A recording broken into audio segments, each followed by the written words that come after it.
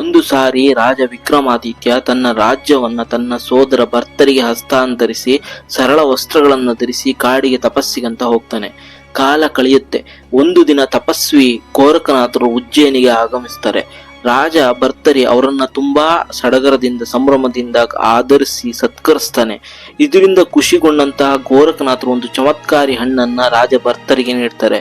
ಮತ್ತು ನೀನು ಇದನ್ನು ತಿಂದ್ರೆ ಯಾವಾಗ್ಲೂ ಯುವಕನಾಗಿಯೇ ಇರ್ತೀಯ, ನಿನಗೆ ಮುಪ್ಪನ್ನದೇ ಬರೋದಿಲ್ಲ ಅಂತ ಹೇಳ್ಬಿಟ್ಟು ಆಶೀರ್ವದಿಸಿ ಅಲ್ಲಿಂದ ಹೋಗ್ತಾರೆ. ಆಗ ಭರ್ತರಿ ಆ ಹಣ್ಣಿನ ಬಗ್ಗೆ ಯೋಚನೆ ಮಾಡ್ತಾನೆ. ಈ ಹಣ್ಣಿನ ಅಗತ್ಯ ನನಗೆ ಏಕಿದೆ, ನಾನು ಯಾಕೆ ಯಾವಾಗ್ಲೂ ಸುಂದರವಾಗಿರ್ಬೇಕು ಅಂತ ಯೋಚನೆ ಮಾಡ್ತಾನೆ. ಭರ್ತರಿಗೆ ತನ್ನ ಮೂರನೇ ಹೆಂಡತಿ ಪಿಂಗಳ ಬಗ್ಗೆ ಒಂದು ವಿಶೇಷವಾದಂತ ಮೋಹ ಇರುತ್ತೆ.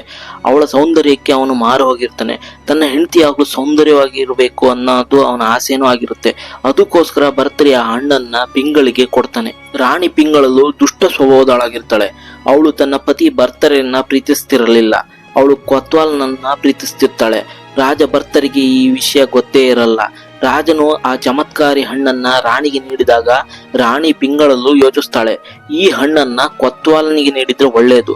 ಕೊತ್ವಾಲ ಈ ಹಣ್ಣನ್ನ ತಿಂದ್ರೆ ಅವನು ದೀರ್ಘಕಾಲ ಯುವಕನಾಗಿ ಗಟ್ಟಿಮುಟ್ಟಾಗಿರ್ತಾನೆ. ಆಗ ನಮ್ಮ ಪ್ರೇಮ ಇನ್ನಷ್ಟು ಗಾಢವಾಗುತ್ತೆ ಅಂತ ಯೋಚಿಸ್ತಾಳೆ. ಹಾಗೆ ಆ ಯೋಜನೆಯೊಂದಿಗೆ ರಾಣಿ ಪಿಂಗಳಲ್ಲೂ ಆ ಚಮತ್ಕಾರಿ ಹಣ್ಣನ್ನ ಕೊತ್ವಾಲನಿಗೆ ನೀಡ್ತಾಳೆ.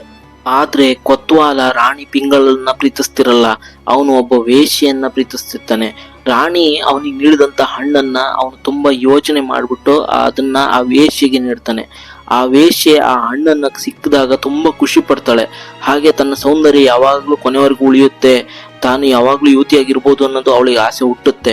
ಆದ್ರೆ ಸ್ವಲ್ಪ ಸಮಯದ ನಂತರ ಅವಳು ಯೋಚಿಸ್ತಾಳೆ, ನಾನು ಹೇಗೆ ಸೌಂದರ್ಯವತಿಯಾಗಿರ್ತೀನೋ ಹಾಗೆ ಈ ಕೊಳಕ್ ಕೆಲಸನ ಸಮೇತ ಮಾಡ್ಕೊಂಡು ಹೋಗ್ತಾನೆ ಇರ್ಬೇಕಾಗತ್ತೆ ಅಂತ ಅವಳಿಗೆ ಬೇಜಾರಾಗುತ್ತೆ. ಈ ಚಮತ್ಕಾರಿ ಹಣ್ಣನ್ನ ಯಾರಿಗೆ ಕೊಡಬೇಕೆಂದು ಆ ವೇಶ್ಯೆ ರಾತ್ರಿ ಪೂರ ಯೋಚನೆ ಮಾಡ್ತಾಳೆ. ಅವಳಿಗೆ ಕೊನೆಗೊಂದು ಉಪಾಯ ಉಳಿಯುತ್ತೆ. ಈ ಹಣ್ಣಿಗೆ ಅತ್ಯಂತ ಯೋಗ್ಯ ಮತ್ತು ಶ್ರೇಷ್ಠವಂತ ವ್ಯಕ್ತಿ ಅಂದ್ರೆ ಅದು ನಮ್ಮ ರಾಜ ಮಾತ್ರ. ಈ ಹಣ್ಣನ್ನ ಅವನಿಗೆ ಕೊಟ್ರೆ ಅವನು ಯುವಕನಾಗಿಯೇ ಇರ್ತಾನೆ. ಇದರಿಂದ ಪ್ರಜೆಗಳಿಗೂ ಒಳ್ಳೇದಾಗುತ್ತೆ. ನಾನು ನನ್ನ ಜೀವನದಲ್ಲಿ ಎಷ್ಟೋ ಕೆಟ್ಟ ಕೆಲಸನ ಮಾಡಿದ್ದೇನೆ, ಕನಿಷ್ಠ ಇದೊಂದು ಒಳ್ಳೆ ಕೆಲಸನ ಮಾಡಿದ್ರೆ ನಮ್ಮ ರಾಜನಿಗೂ ಖುಷಿ ಆಗುತ್ತೆ. ಅವನು ನನಗೆ ಧನ ಸಂಪತ್ತನ್ನ ಸಮೇತ ಕೊಡ್ಬೋದು. ಆಗ ನಾನು ಈ ದೇಹದ ವ್ಯಾಪಾರದ ದಂಧೆಯಿಂದ ಹೊರಗಡೆ ಬರ್ಬೋದು ಅಂತ ಅವಳು ಯೋಚನೆ ಮಾಡ್ತಾಳೆ.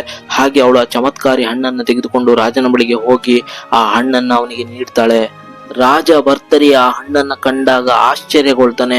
ಅವನ ಮನಸ್ಸಿನಲ್ಲಿ ಹಲವಾರು ತರ್ಕ ವಿತರ್ಕಗಳು ಒಮ್ಮೆಲೆ ತಿರುಗಾಡುತ್ತೆ. ಅವನು ಆ ವೇಶ್ಯೆಗೆ ಈ ಹಣ್ಣು ಎಲ್ಲಿಂದ ನಿನಗೆ ಸಿಕ್ತು ಅಂತ ಕೇಳ್ತಾನೆ. ಆಗ ವೇಶ್ಯೆ ಆ ಹಣ್ಣು ನನಗೆ ಕೊತ್ವಾಲನ್ನು ನೀಡಿದನು ಅಂತ ತಿಳಿಸ್ತಾಳೆ. ಆಗ ರಾಜ ಭರ್ತರಿ ಕೂಡಲೇ ಕೊತ್ವಾಲನನ್ನ ಕರೆಸ್ತಾನೆ, ಕಟ್ಟುನಿಟ್ಟಾಗಿ ಪ್ರಶ್ನಿಸ್ತಾನೆ. ಆಗ ಕೊತ್ವಾಲ ಆ ಹಣ್ಣನ್ನ ರಾಣಿ ಪಿಂಗಳದಿಂದ ಪಡೆದಿದ್ದಾಗಿ ತಿಳಿಸ್ತಾನೆ. ಈ ಸಂಪೂರ್ಣ ಸತ್ಯವನ್ನ ತಿಳಿದಾಗ ರಾಜ ಭರ್ತರಿಯ ಕಾಲ ಕೆಳಗಿನ ಭೂಮಿಯೇ ಕುಸಿದಂತಾಗುತ್ತೆ. ಅವನಿಗೆ ಆಗ ಗೊತ್ತಾಗುತ್ತೆ, ರಾಣಿ ಪಿಂಗಳಲ್ಲೂ ನನಗೆ ಮೋಸ ಮಾಡ್ತಾ ಇದ್ದಾಳೆ ಅಂತ. ರಾಜ ಭರ್ತರಿ ತಕ್ಷಣ ತನ್ನ ಪತ್ನಿಯ ಬಳಿಗೆ ಹೋಗ್ತಾನೆ. ರಾಣಿ, ನಾನು ನಿನಗೆ ಕೊಟ್ಟ ಹಣ್ಣು ಎಲ್ಲಿದೆ ಅಂತ ಕೇಳ್ತಾನೆ. ಆಗ ರಾಜನ ಮಾತನ್ನ ಕೇಳಿ ದುಷ್ಟ ರಾಣಿ ಉತ್ತರಿಸ್ತಾಳೆ, ಮಹಾರಾಜ, ಆ ಹಣ್ಣನ್ನು ನಾನು ತಿಂದು ಬಿಟ್ಟೆ ಅಂತ ಹೇಳ್ತಾಳೆ. ರಾಣಿಯ ಮಾತನ್ನ ಕೇಳಿ ರಾಜ ಹೇಳ್ತಾನೆ, ಅಯ್ಯೋ ರಾಣಿ, ನೀನು ನನಗೆ ಸ್ವಲ್ಪ ಹಣ್ಣನ್ನು ಬಿಟ್ಟಿಲ್ವೇ? ಎಲ್ಲ ಹಣ್ಣನ್ನು ನೀನೊಬ್ಬಳೇ ತಿಂದು ಬಿಟ್ಟಿಯಾ? ನೀನೊಬ್ಬಳೇ ಅಮರಲಾಗಲು ಬಯಸುತ್ತಿದ್ದೀಯಾ ಅಂತ ಕೇಳ್ತಾನೆ. ರಾಣಿ ಏನನ್ನಾದ್ರೂ ಉತ್ತರಿಸುವ ಮೊದಲೇ ರಾಜ ಆ ಹಣ್ಣನ್ನು ತೆಗೆದು ರಾಣಿಗೆ ತೋರಿಸ್ತಾನೆ. ಆ ಹಣ್ಣನ್ನ ರಾಜನ ಬಳಿ ಕಂಡಾಗ ರಾಣಿಯ ಕಾಲ ಕೆಳಗಿನ ಭೂಮಿಯೇ ಕುಸಿದಂತಾಗುತ್ತೆ. ಭಯ ಮತ್ತು ಗಾಬರಿಯ ಮಿಶ್ರ ಭಾವನೆಗಳಿಂದ ಅವಳು ನಡುಗಿ ಹೋಗ್ತಾಳೆ. ಆಗ ರಾಜ ತನ್ನೊಂದಿಗೆ ಏನು ಮಾಡುವನೋ ಅಂತ ಭಯಗೊಂಡಿರ್ತಾಳೆ. ಆದ್ರೆ ರಾಜ ಭರ್ತರಿ ರಾಣಿಗೆ ಒಂದೇ ಒಂದು ಮಾತನ್ನು ಆಡದೆ ಅಲ್ಲಿಂದ ಹೋಗ್ಬಿಡ್ತಾನೆ. ರಾಜ ಭರ್ತರಿಗೆ ತನ್ನ ಪ್ರೀತಿಯ ರಾಣಿಯಿಂದ ಆದಂತ ಮೋಸದಿಂದ ತುಂಬಾ ನೋವಾಗುತ್ತೆ.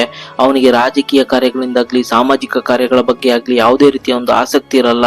ಕೊನೆಗೆ ಅವನ ಮನಸ್ಸು ವೈರಾಗ್ಯದ ಭಾವನೆಯನ್ನ ಮೂಡಿಸುತ್ತೆ. ಕೊನೆಗೆ ಅವನು ತನ್ನ ಸಹೋದರ ವಿಕ್ರಮಾದಿತ್ಯನಂತೆ ಎಲ್ಲವನ್ನ ತೊರೆದುಬಿಟ್ಟು ಕಾಡಿಗೆ ತಪಸ್ಸಿಗಾಗಿ ಹೋಗ್ತಾನೆ. ರಾಜ ಭರ್ತರಿ ಉಜ್ಜಯಿನಿಯನ್ನ ತೀರಿಸಿದ ನಂತರ ರಾಣಿ ಪಿಂಗಳಲ್ಲೂ ತಾನು ತನ್ನ ಪತಿಗೆ ಮಾಡಿದಂತಹ ದ್ರೋಹಕ್ಕಾಗಿ ಪರಿತಪಿಸ್ತಾಳೆ, ಕೊರಗ್ತಾಳೆ. ಎಲ್ಲವನ್ನ ತ್ಯಜಿಸ್ಬಿಟ್ಟು ತನ್ನ ಜೀವನವನ್ನ ಅಂತ್ಯಗೊಳಿಸ್ಕೊಳ್ತಾಳೆ. ರಾಜ ಭರ್ತರಿ ಉಜ್ಜಯಿನಿಯಿಂದ ಹೋದ ನಂತರ ಸಿಂಹಾಸನ ಖಾಲಿಯಾಗುತ್ತೆ. ಉಜ್ಜಯಿನಿಗೆ ಯಾವುದೇ ರೀತಿಯ ರಕ್ಷಕನೂ ಇರಲ್ಲ. ರಾಜ್ಯಕ್ಕೆ ಯಾವುದೇ ವಾರಸುದಾರನೂ ಇರಲ್ಲ. ಇದರಿಂದ ಎಲ್ಲೆಡೆ ಗಲಾಟೆ ವಾತಾವರಣ ಒಂದು ಸೃಷ್ಟಿಯಾಗುತ್ತೆ. ಪ್ರತಿಯೊಬ್ಬರು ತಮ್ಮ ಇಚ್ಛೆಗೆ ಬಂದಂತೆ ವರ್ತಿಸ್ತಿರ್ತಾರೆ. ದಿನೇ ದಿನೇ ಉಜ್ಜಯಿನಿಯ ಪರಿಸ್ಥಿತಿ ಅನ್ನೋದು ಕೆಟ್ಟದಾಗಿ ಹೋಗ್ತಾ ಇರುತ್ತೆ. ಉಜ್ಜಯಿನಿಯ ಕೆಟ್ಟ ಪರಿಸ್ಥಿತಿಯ ಬಗ್ಗೆ ಇಂದ್ರ ಸಭೆಗೆ ವಿಷಯ ತಲುಪುತ್ತೆ. ಆಗ ಉಜ್ಜಯಿನಿಗೆ ಯಾರು ರಾಜರಾಗಬೇಕು ಅಂತ ಇಂದ್ರ ಸಭೆಯಲ್ಲಿ ಒಂದು ಚರ್ಚೆ ನಡೆಯುತ್ತೆ. ದೇವತೆಗಳೆಲ್ಲ ಒಟ್ಟಿಗೆ ಸಮಾಲೋಚನೆ ನಡೆಸಿ ಒಬ್ಬ ದೂತನನ್ನ ಉಜ್ಜಯಿನಿಗೆ ರಕ್ಷಕನಾಗಿ ಕಳಿಸ್ತಾರೆ. ಇತ್ತ ರಾಜ ವಿಕ್ರಮಾದಿತ್ಯ ತನ್ನ ತಪಸ್ಸನ್ನ ಪೂರ್ತಿಗೊಳಿಸ್ತಾನೆ ಮತ್ತು ತನ್ನ ಸೋದರ ರಾಜ್ಯವನ್ನ ಹೇಗೆ ನಡೆಸ್ತಾ ಇದ್ದಾನೆ ಅಂತ ನೋಡ್ಬೇಕಂತ ಇಚ್ಛಿಸ್ತಾನೆ. ಅದಕ್ಕೋಸ್ಕರ ಅವನು ಉಜ್ಜಯಿನಿ ಕಡೆಗೆ ಹೊರಡ್ತಾನೆ. ರಾತ್ರಿ ವೇಳೆ ವಿಕ್ರಮಾದಿತ್ಯ ಉಜ್ಜಯಿನಿಯ ದ್ವಾರವನ್ನ ತಲುಪ್ತಾನೆ. ಉಜ್ಜಯಿನಿಯ ದ್ವಾರದಲ್ಲಿ ವಿಕ್ರಮಾದಿತ್ಯನನ್ನು ಕಂಡು ಇಂದ್ರನ ದೂತ ಕೇಳ್ತಾನೆ, ನೀನು ಯಾರು, ಹೇಗೆ ಇಲ್ಲಿಗೆ ಬಂದೆ, ಮತ್ತೆ ಯಾಕೆ ಈ ತರ ನುಗ್ಗಿ ಹೋಗ್ತಾ ಇರ್ತೀಯಾ ಅಂತ ಪ್ರಶ್ನೆಯನ್ನ ಕೇಳ್ತಾನೆ. ದೂತನಿಗೆ ರಾಜ ವಿಕ್ರಮಾದಿತ್ಯ ತನ್ನ ಪರಿಚಯವನ್ನ ನೀಡ್ತಾನೆ. ಆಗ ದೂತನು ತಾನು ಇಂದ್ರ ಸಭೆಯಿಂದ ಬಂದಿದ್ದಾಗಿ ತಿಳಿಸ್ತಾನೆ ಮತ್ತು ಭರ್ತರಿ ರಾಜ್ಯವನ್ನ ತೀರಿಸಿ ಹೋದ ವಿಷಯವನ್ನ ವಿಕ್ರಮಾದಿತ್ಯನಿಗೆ ತಿಳಿಸ್ತಾನೆ ಮತ್ತು ಹೇಳ್ತಾನೆ, ನಾನು ನಿನ್ನ ರಾಜ ವಿಕ್ರಮಾದಿತ್ಯ ಎಂದು ಹೇಗೆ ನಂಬಲಿ, ನಾನು ಅವನ ಬಗ್ಗೆ ತುಂಬಾ ವಿಷಯವನ್ನ ಕೇಳಿದ್ದೇನೆ. ನೀನು ನಿಜವಾದ ವಿಕ್ರಮಾದಿತ್ಯನೇ ಆಗಿದ್ರೆ ನನ್ನನ್ನು ಯುದ್ಧದಲ್ಲಿ ಸೋಲಿಸು, ಆವಾಗ ನಾನು ನಿನ್ನ ಒಪ್ಕೊಂತೀನಿ ಅಂತ ಹೇಳ್ತಾನೆ. ಆಗ ವಿಕ್ರಮಾದಿತ್ಯ ನಿನ್ನ ಆಸೆಯಂತೆ ಆಗಲಿ ಅಂತ ಹೇಳ್ಬಿಟ್ಟು ದೂತನ ಜೊತೆ ಯುದ್ಧ ಮಾಡ್ತಾನೆ. ಹಾಗೆ ಯುದ್ಧದಲ್ಲಿ ವಿಕ್ರಮಾದಿತ್ಯ ದೂತನನ್ನ ಸೋಲಿಸ್ತಾನೆ. ಆಗ ವಿಕ್ರಮಾದಿತ್ಯನ ಶೌರ್ಯವನ್ನ ಕಂಡು ದೂತನು ಅವನನ್ನ ಶ್ಲಾಘಿಸ್ತಾನೆ ಮತ್ತು ನಾನು ನಿನ್ನ ರಾಜ ವಿಕ್ರಮಾದಿತ್ಯ ಎಂದು ಒಪ್ಪಿಕೊಳ್ತೇನೆ ಅಂತ ತಿಳಿಸ್ಬಿಟ್ಟು ಅವನಿಗೆ ರಾಜ್ಯವನ್ನ ವಹಿಸಿಕೊಡ್ತಾನೆ. ಮತ್ತು ದೂತ ಹೇಳ್ತಾನೆ, ನಾನು ನಿನಗೆ 4 ವರಗಳನ್ನ ನೀಡ್ತೇನೆ ಅಂತ ಹೇಳ್ತಾನೆ. ಆವಾಗ ವಿಕ್ರಮಾದಿತ್ಯ ನಕ್ಬಿಟ್ಟು ನೀನು ನನಗೇನು ವರನ್ನ ನೀಡ್ತೀಯ ಅಂತ ಹೇಳ್ತಾನೆ. ಆವಾಗ ದೂತ ಹೇಳ್ತಾನೆ, ನಾನು ನಿನಗೆ 4 ಜನರನ್ನ ವರವಾಗಿ ನೀಡ್ತೇನೆ. ಅವರು ಎಂತ ಕ್ಷಣದಲ್ಲಾಗ್ಲಿ ಎಂತ ಕಷ್ಟದ ಸಮಯದಲ್ಲಾಗ್ಲಿ ನಿನಗೆ ಬಂದ್ಬಿಟ್ಟು ಸಹಾಯ ಮಾಡ್ತಾರೆ. ಕೇವಲ ನೀನು ಒಂದು ಕರೆಯನ್ನ ಕೊಡು ಸಾಕು ಅಂತ ಹೇಳ್ತಾನೆ. ಹಾಗೆ ಆ ವರವನ್ನ ನೀಡಿ ದೂತ ಇಂದ್ರ ಸಭೆಗೆ ಮರಳುತ್ತಾನೆ. ರಾಜ ವಿಕ್ರಮಾದಿತ್ಯನ ಕುತೂಹಲಕಾರಿ ಕಥೆಗಳು ಬೇಕಾದಲ್ಲಿ ಕಮೆಂಟ್ ಮಾಡಿ ತಿಳಿಸಿ ಸ್ನೇಹಿತರೆ. ಈ ಒಂದು ಚಿಕ್ಕ ಪ್ರಯತ್ನ ನಿಮಗೆ ಏನಾದರೂ ಇಷ್ಟ ಆದರೆ ಸಬ್ಸ್ಕ್ರೈಬ್ ಮಾಡಿ ಬೆಳೆಸಿ. ಧನ್ಯವಾದಗಳು.